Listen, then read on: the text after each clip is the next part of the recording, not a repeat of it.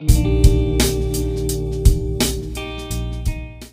so I was working with some fennel today, and I figured I'd just make a quick little video on how to cut and clean this fennel. I've seen this in the grocery store. This is fennel.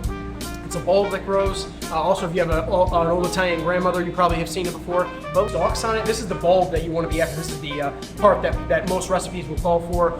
You'll always find it with these like fluffy little fronds on the top. And these are perfectly edible. You can pick them gently and use just like herbs. You would pick them like this. You can either tear them apart, you can cut them with a knife. But they taste delicious. They taste very similar to the fennel bulb.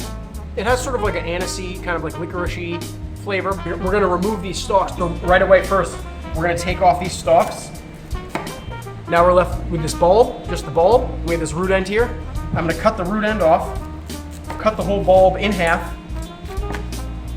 And as we can see, you have the inside here, and this is a core that will hold it together. Again, perfectly edible. You can, if you want, you can remove this core. You can either cut this V in here.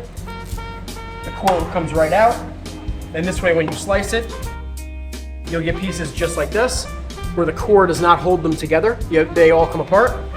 We have this core still intact. And if we slice this, see, we have like this, it's still attached with the core, and you can roast these, saute these, cook them raw, delicious. Go get some fennel, try out some fennel.